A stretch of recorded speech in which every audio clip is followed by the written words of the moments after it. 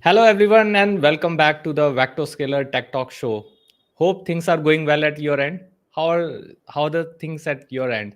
I'm your host Vikas Jain, and as you know, VectoScalar Tech Talk is an online live show on technology and digital transformation shared by senior tech leaders and global thought leaders.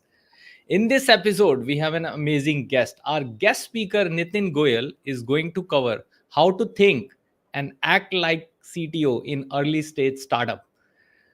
Let me tell you a bit more about Nitin Goel.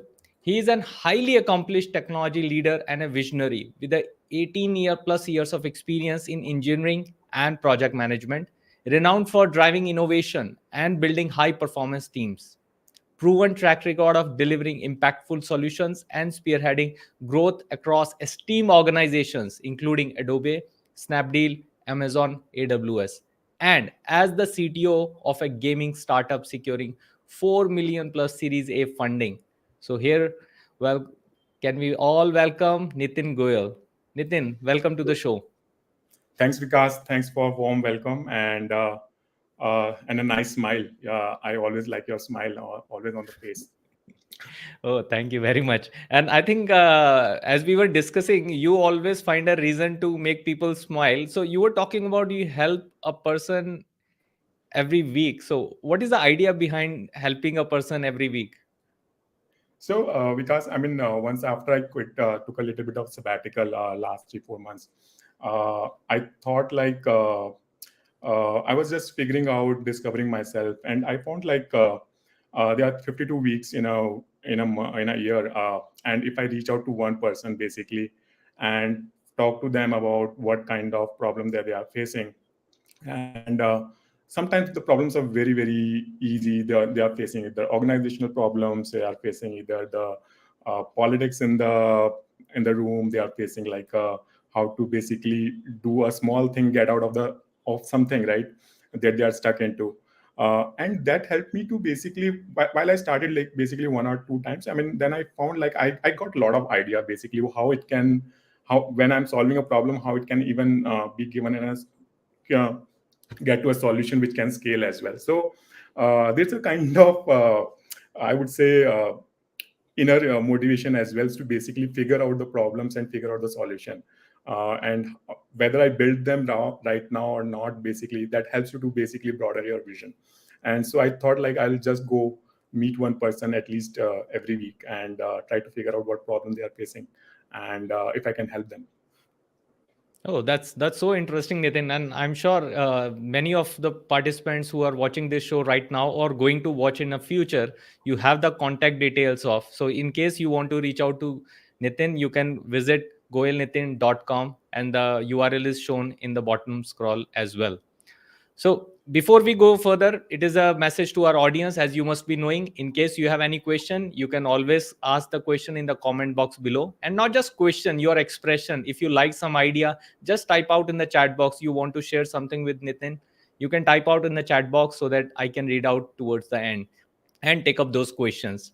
With that, let's begin the discussion over how a CTO should act and think in a especially a early stage startup. So, Nitin, what are the key principles that you want to suggest for people to think like CTO? Uh, so because I would say there's nothing special. In this talk, I'm not going to reveal anything special, but I'm just trying to kind of give you some kind of frameworks to think about it. And what I believe, fundamentally believe, that there are set of patterns in the life, and if you just emulate those patterns into any functions, then they are kind of finite patterns, and you just have to emulate and apply them into different functions. So, uh, if you see in your life, basically every day, whatever we do is basically we do two things. We take a decision and we execute those decisions.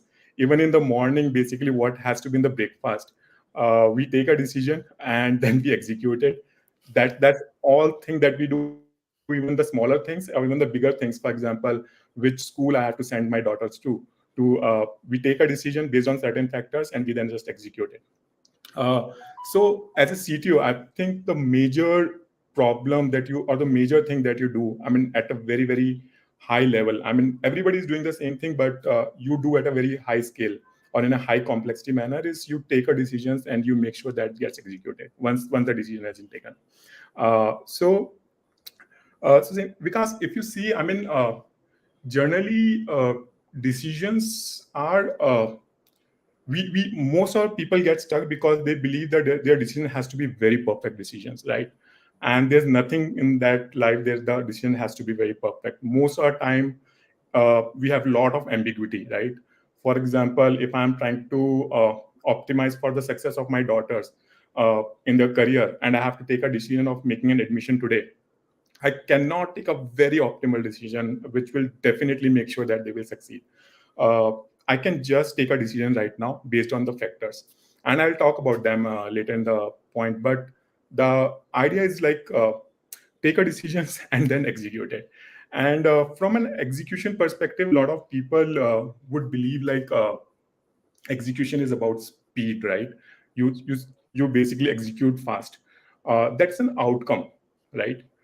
Everybody wants to execute fast, and it is not about startup. I have worked in AWS as well. Everybody is running a mini startup. Even the AWS things gets launched in a 6 months, 7 months. Every organization in the AWS is a startup, right? Because everybody is in a huge competition. So how to achieve the speed, that's another thing. And that's where basically it's just all about finding the right team to basically, once you have taken a decision, that who will execute it, and how I can basically facilitate them as a CTO so that they execute it. So that will also talk later in the part. Yeah. Okay, that's interesting, and I think you oversimplified things for everyone as CTO. That it's all about taking decisions and the way you execute. But though it's oversimplified, so how to make effective decisions? Like, what are the key behind taking those effective decisions? So because if you see, I mean, I will again try to oversimplify right now. There are two kind of decisions that we take in day-to-day life. One is where we mitigate the risk, right? And there are another set of decisions where we take the decisions for a reward. Basically, if we do this, we will get a reward. For example, again, I'll take a break example of a breakfast, right? Most of the time, we take a decision whether what should I make basically in the breakfast so that the risk of staying hungry all over the day and less energized is just minimized, right? Then I will basically eat a bread and go ahead, right? And sometimes I take a decisions to basically really make my taste buds appetite to be kind of fulfilled, right? And that's the decision that I'm taking for basically the reward, right? Not to mitigate the just the risk. So most of the time the decisions are either fall in the category of risk, mitigating the risk, or basically taking kind of a reward. So if I'll just give another example. Yeah. Basically, uh, in the startup basically journey, there's a lot of ambiguity, right? You really do not know from where do you start and where will you land. And it is most of the time as a CTO, if you see, and most in the life as well, we take 70-80% of the time we take the decisions which are risk mitigation decisions, how to mitigate the risk and how to make sure that the and we and only 30 or 20% of the time we take our decisions to basically for the reward. And as a CTO, you keep looking at where the risk in the system, and how can make sure that this risk is minimized. How where's the risk in terms of hiring, where's the risk in terms of a lot of things. Yeah. Okay, so that's interesting that there is a reward making process or the risk mitigation. Those are definitely the two. So I'm sure you must have a very keen interest in psychology with, because the things you're relating it to is showcased by and discussed in the psychology discussion, which is actually my one of favorite subject as well. But considering a startup, most of the people might be aspiring CTO or the current CTOs. What are the common decisions that are taken by a CTO, and some best practices that you like to share?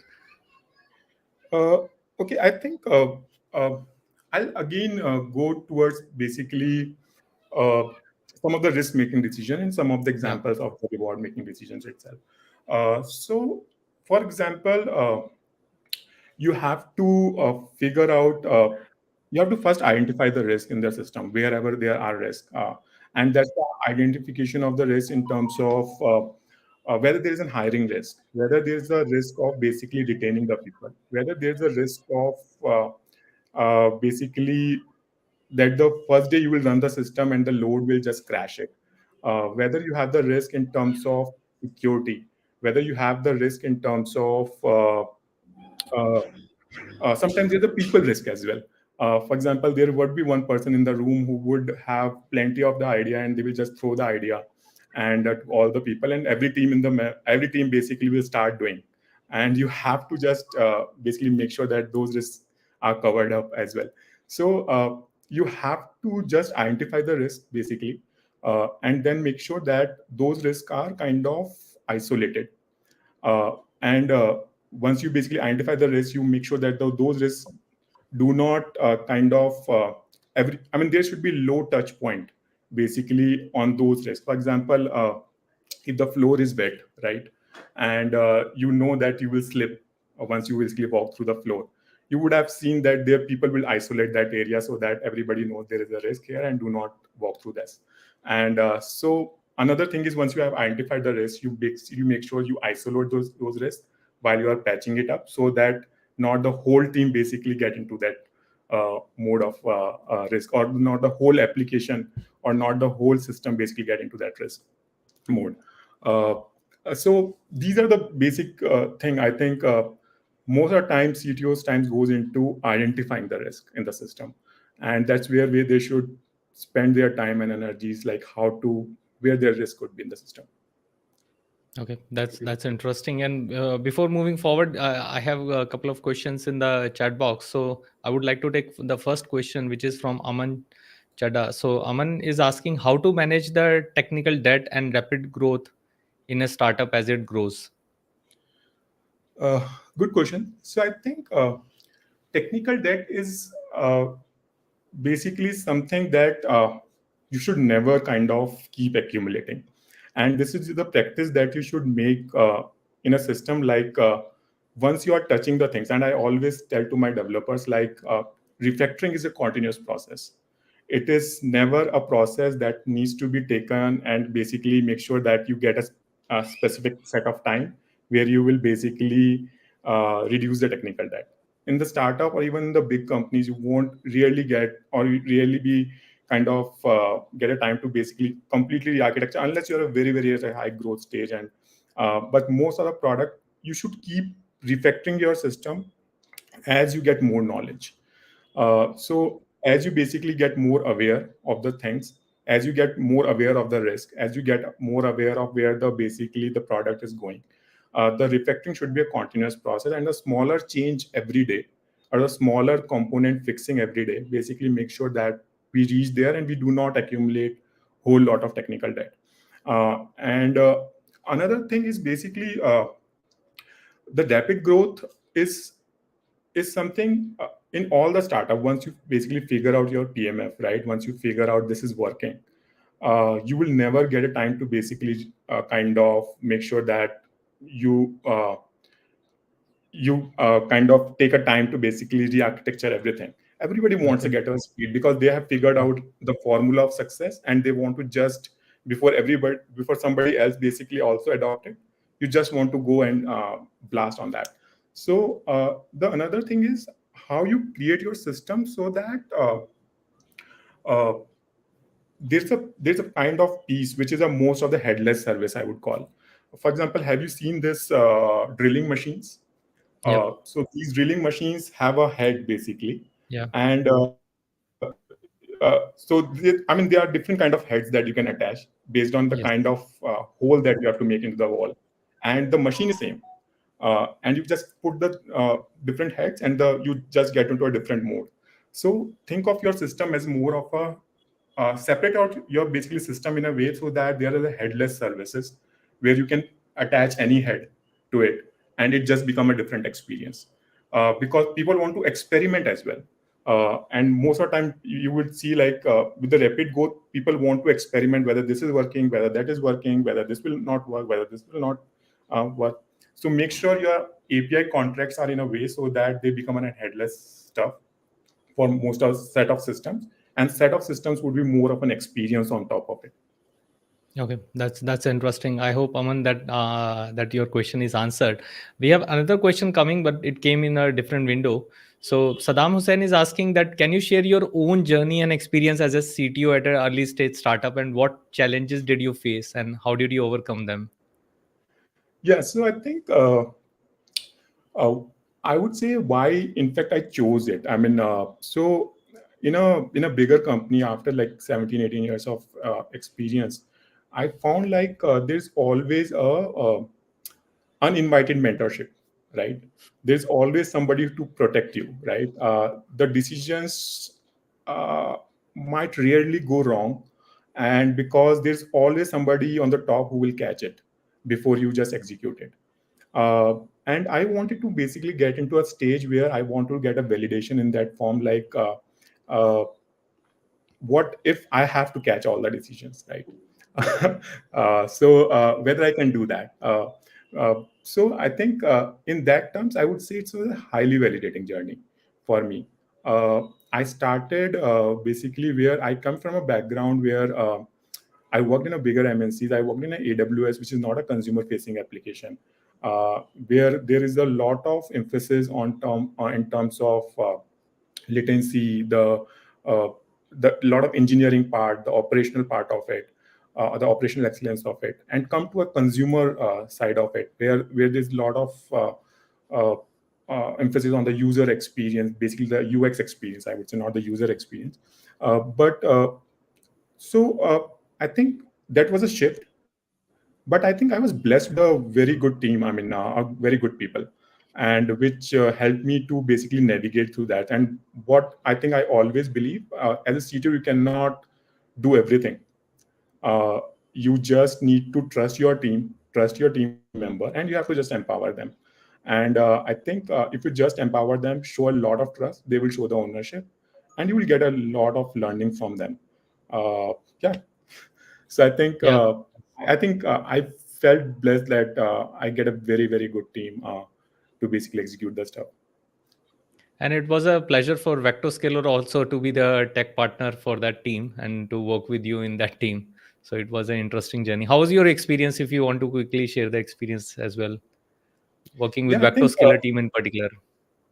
absolutely. I mean, I think I found like there is a high amount of ownership that everybody took, and which there's an assumption like if you're outsourcing, there may not be an ownership, right? But I saw like a huge amount of ownership, and as if it's their product. And I think that makes the things very very interesting as well, because as a tech leader, you do not generally, I mean, see the boundaries.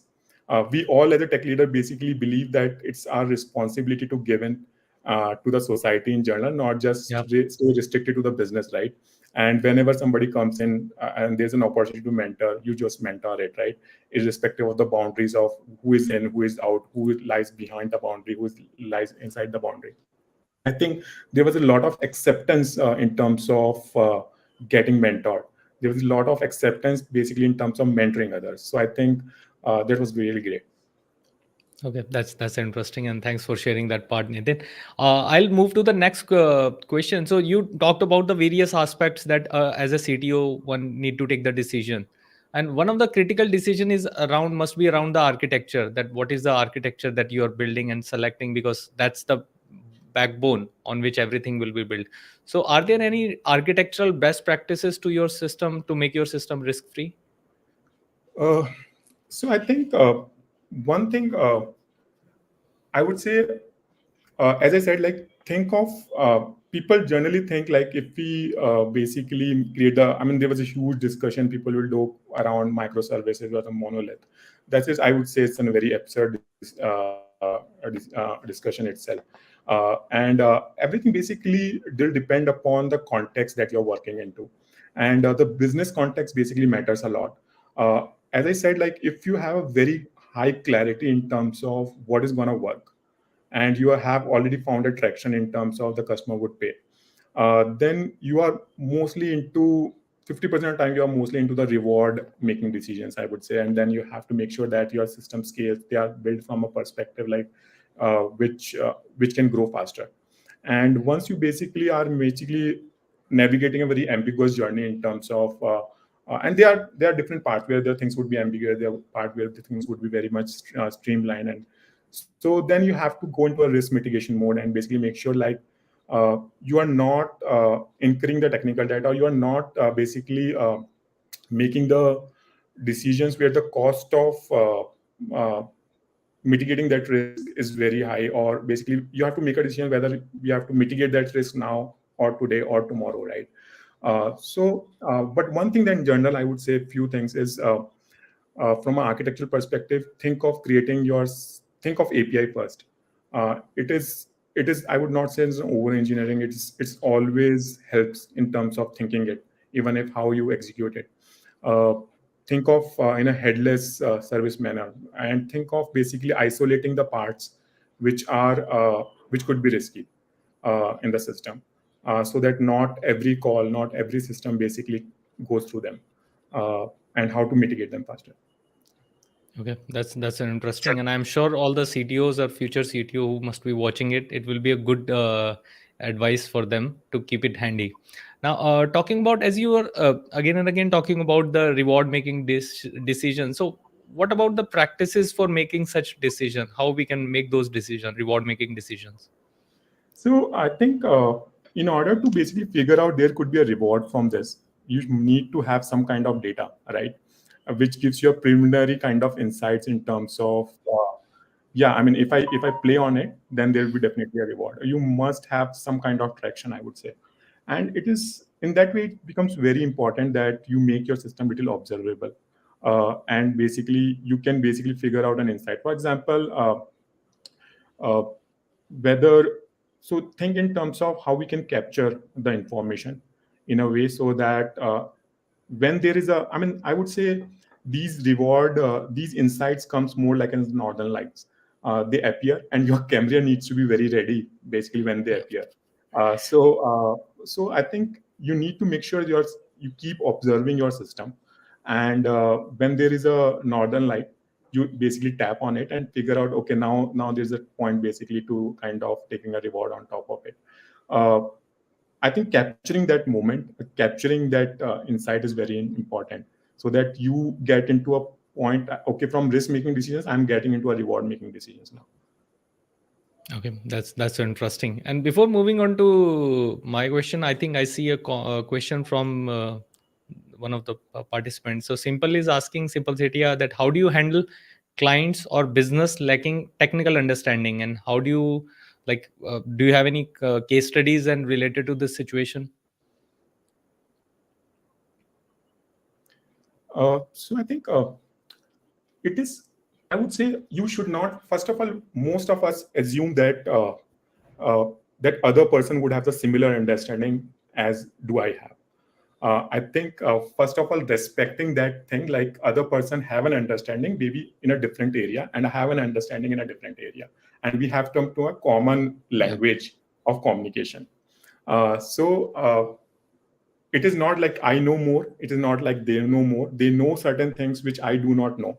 For example, they might think like I do not know how to sell, how I do not know how to basically speak to a customer, right? And I might think they do not know that this is an asynchronous call, this is a synchronous call, this is such a simple thing. So you have to first be kind of aware of this, right? And now the another thing is basically how do you communicate. I think one thing is always help me is to write. When you able to kind of write your own understanding and think and then read it back, then if you're able to communicate yourself, right, then you can communicate to others too. So while you are writing and then reading it back, and you think like this is now making sense, and there, without getting too much into our technical nuances, I'm able to explain it to a 10-year-old kid or 5-year-old kid. Even if they read it, they will be able to make some sense out of it and ask questions or invite questions. I think that is a win. The idea is to basically enable people to be able to, once they read your stuff, to be able to ask the question. If I'm not able to ask the question, that's a red flag after reading the document. Okay, that's interesting. So it's a mutual ownership. So even if that case exists, it's a mutual ownership that probably explain it to the other party in a manner so that they can understand it, right? Absolutely. And I think writing always helps in terms of, and you refine it and you get into that. And another thing that it basically helps it, never go into a depth first manner. I mean, most of our techies would understand what I'm talking about it. Yeah. Uh, Go in a breadth first manner. Take the top down approach. Basically, do not talk about the nuances at the leaf level, or do not keep digging into leaf over leaf over leaf. I mean, go into a depth first. Talk about the top, explain the top level, and if you are able to explain the problem in the first level of the tree, I think then it's a win. And people should be able to know it just reading your first two paragraphs. Okay, that's interesting. So probably that can be one guiding light that people should be able to understand it with just two paragraphs. So it should be so simple. That's Yeah. interesting. So I'm sure one of the key requirement and the profile for CTO decision that they have to take is building an engineering team. So are there any elements, any best practices to build an effective engineering team? So, uh, because I mean, I fundamentally believe there are three things kind of that while building the engineering team that you have to kind of figure out. One is whether it's an engineering team or whether it's basically any kind of software as well. I mean, whether you acquire the software or not. Another thing, first thing is uh, you kind of figure out a higher and basically acquire decision, basically whether you need to hire somebody or acquire somebody, or basically how to basically make sure your hiring should look like. And I think in the hiring part, I generally care about the motivation over the skill. What is somebody's motivation to basically enter into this startup ecosystem, right? And what is the thing that they are missing everywhere else which they want to get here? And if I can basically make sure that I can fulfill their motivation, I can align their potential to one of the things that uh, i uh, uh, I might have in my system. So skill is definitely matters. The fundamental functional skills as an SD matters, but the motivation alignment also matters a lot. And if the motivation aligns, then the people stay for a longer time. The another thing is basically uh, is building a kind of mechanisms to collaborate.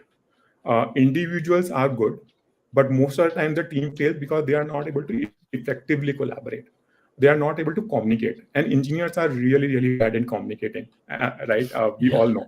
Uh, yeah, yeah. we get into our technical nuances. We keep explaining in terms of, okay, this DB write is not working. This DB write is not working to somebody as a CEO level, and he would not understand it. What you are trying to say. So I think in order to, and even to the different developer as well, I might be saying something else, you might be saying something else, we might be saying the same thing, but will not be able to settle in a one meeting. I think the collaboration mechanisms are very important, and I believe the writing helps.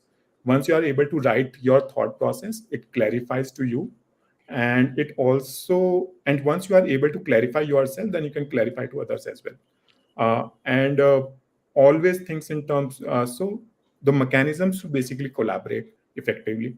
And the third thing is you have no choice basically except then trust your team. In a startup, you do not have buffers, and you have generally people. You may not have basically people of every skill. So you have to trust the potential of the people, not just the performance or their skills. For example, if I remember, there was a guy who was in the front end, and they worked always in the front end, and I could see the potential in him, like he wants to do the back end stuff because it was in Node.js only. And at the other front end, they were writing the JS script as well. You have to trust, and you have to make sure that you create a secure boundary for them to basically show their potential. You have to stand behind, observe, and see, like, if they would fail, I am there to basically catch them. But you have no, I would say, whether you want it or not, you have to trust the people. If you won't, then people will feel miserable. That's interesting. So obvious answer, probably people would have thought that people would be looking for A developers, but you gave different insight that it's not just about having A developers and coders. It's about having an alignment of right motivation, active collaboration between the team, and the trust that you can show that people can do, and in case required they can change their skill, they can change their tech stack, and still they can grow, right? Absolutely. And you just have, I mean, the fourth point is that you have to create a secure environment for them. They Secure should not environment, feel right? like, they should not feel like penalized after. And you have to do it. I mean, you have to stand behind and see and keep observing. And once they are just about to fall, you have to just reach there. Okay, okay, that's interesting. And I think in the same line, we have a question coming from Bhavna Mia, who is asking that how do you handle the technical disagreements on conflicts within your team? Because that's an ideal state that people are having active collaboration, but disagreement is also part and parcel of the team. So, and how do you ensure a collaborative and constructive work environment? Yeah, I think I would say again, coming back to this is a kind of a place where you are making a decision first of all, right? Because the conflict happen over the decision, right? So Yeah. whether it's a small code writing or code review or anything that's at a higher level or a smaller level, you are making a decision. First of all, the goal of your decision needs to be very clear, as you mentioned, like whether it's you are trying to mitigate a risk or you are trying to get a reward out of it. So if the goal alignment is there, then people would say, okay, then at least there's something on which people aligned on. For example, if I want to build a system in terms of, okay, let's build this using Redis, or you want no, I do not want to use Redis, I want to use some XYZ or do a in-memory cache. Are we trying to do it to minimize the risk in the system, or are we trying to get us some kind of reward in terms of user experience? What's the goal? I think if that goal is defined, the another thing is sometimes the tenant also helps. Like what everything has a pros and cons, but you need to define the tenants on the system. Like, and the tenants keep improving as the company matures, as the product matures, or things move here and there. Define one or two tenants in the system. And the third thing is basically always write down. So most of the time there's a conflict because we have not explored the options that others have in mind, right? And we have always given a recommended options.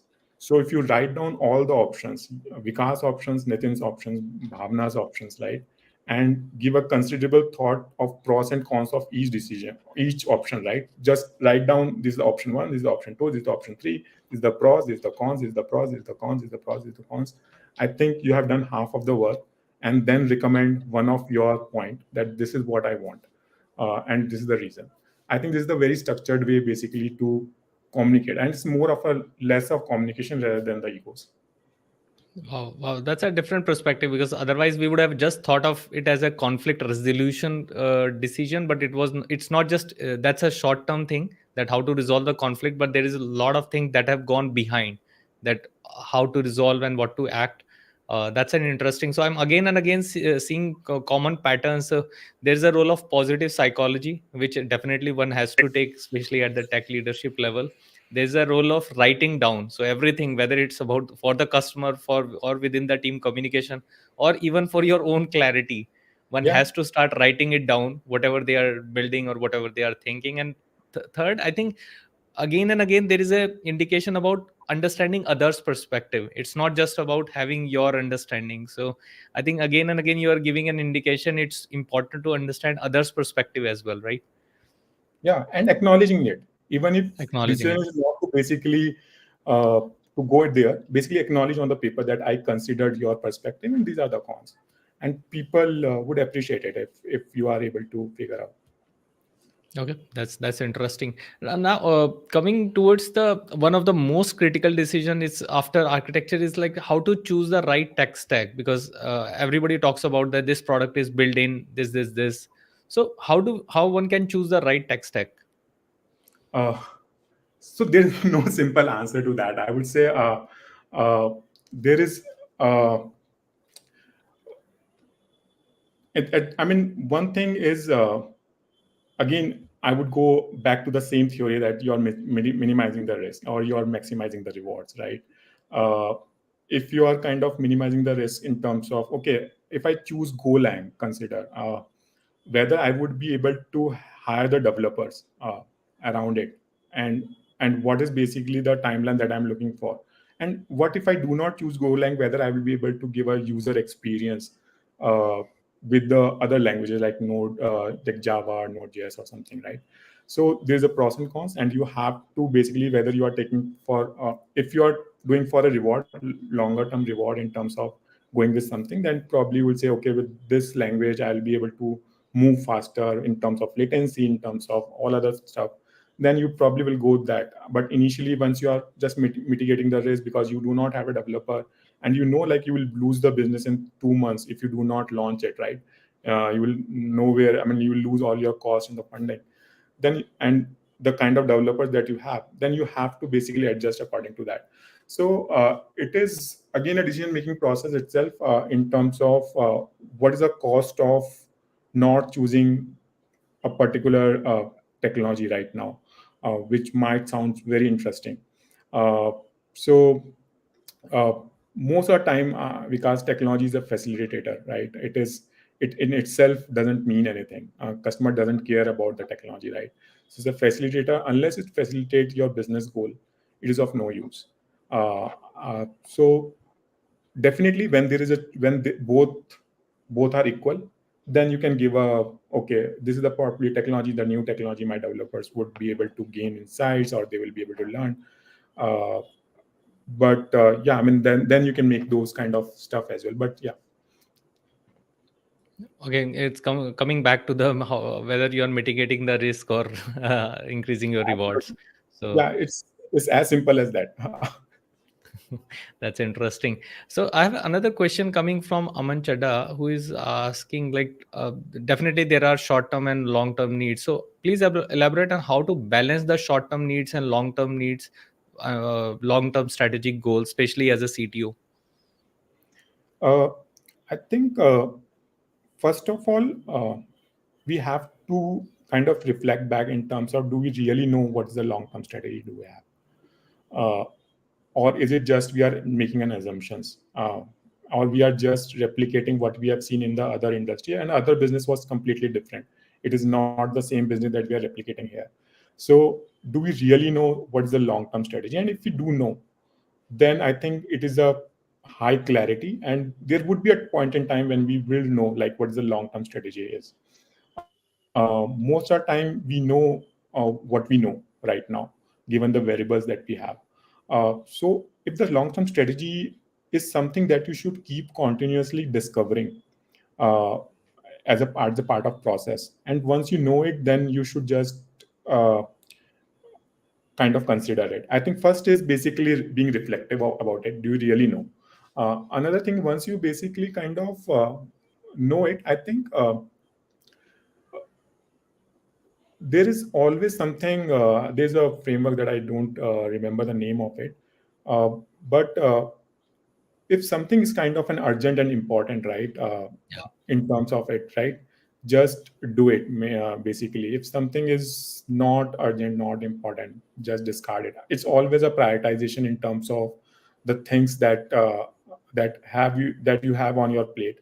So take a feedback in terms of prioritization, from and take a equal kind of feedback from the CTO, from the CPO, from the CEO, and then create a kind of a balanced priority sheet in terms of, okay, this is what we are doing for a long term, this is what we are doing for a short term. That's interesting, and I think you mentioned the right metrics. That quadrant itself is called urgent important metrics Yeah. that you referred to. Yeah, which can be referred to. Thanks for asking. So I see commendation coming from Chavi Singhal, a thumbs up, and probably for other viewers, if you have any other commendation, we have come closer to the end of our discussion. So if you have any last moment question or comment, just type in the chat box, because we'll be closing it soon. Towards the end, I just wanted to discuss another aspect, or different from the technical life. You talked about spirituality, and astrology is also one of your interests. That, and I'm seeing a lot of tech leaders, probably thought leaders, do serve their curiosity at a very minute level. Like, they keep doing something beyond their work profile else, and I see that in your profile as well. So let us know more about that. Is there any analogy between spirituality and astrology? Yeah, so because I mean, in last 2 3 months, I started kind of looking at astrology in terms of the facts that are generally not told by the astrologers, right? And how the things are kind of connected and why do they exist. And as I said initially, like, lot of techies, you would see they are more of philosopher, and they are more of because they are fine, as I mentioned, they are finite patterns, and you just have to emulate those patterns in your tech life as well. There's nothing rocket science. The way we make a decision in terms of making the food, I mean, the same way that we have to make a decision in terms of which architecture that we have to choose. Uh, uh, so the frameworks are same. So I think once I started basically reading about it, I got a lot of frameworks in terms of uh, again making the decisions itself, uh, why things exist the way they exist, and uh, I just generally a curious person. I try to dig more about it, make my own theories around it, and it was a very interesting journey in terms of now. There's a point that I am asking everybody's what is your date of birth and what is your time of born, so that I can figure out why whether my theory matches with your personality or not. That's a lot of people are kind of frustrated with me on this, my whole family. but uh, but yeah, I mean, uh, this is how we are. We That's keep interesting, and I yeah, I see commendation coming from simple, like, thanks Nitin for a session full of insights, sharing your valuable knowledge and expertise with us. So with that, I would again like to say thank you, Nathan. Thanks for taking out time and sharing your insight, because the way things are moving, especially in India, a lot many startups are building. Many there are many founders who have dream of building a startup. They see the potential in their ideas, but then they are looking for a right tech partners. And I think the kind of insights that you have given will help other CTOs, that how they can work and how they can step up so that they can fulfill the bigger dream of the. So it's not just the applying the technology, the bigger dream is the end result that we are looking from that business idea. So thanks so much. We are seeing another commendation coming from Geeta. Thank you for Thank the you. insightful session. So thanks, Nitin. Thanks for being on the show. Thank you. Bye bye. Okay, bye. And thanks everyone for being on the show. I'm sure you must be knowing about the VectoScalar, which is a technology pioneer serving large enterprises to startups and helping them achieve business growth. Do keep following the VectoScalar Tech Talk, and see you in the next session with another amazing speaker. Thank you very much. Bye bye. Have a nice day ahead.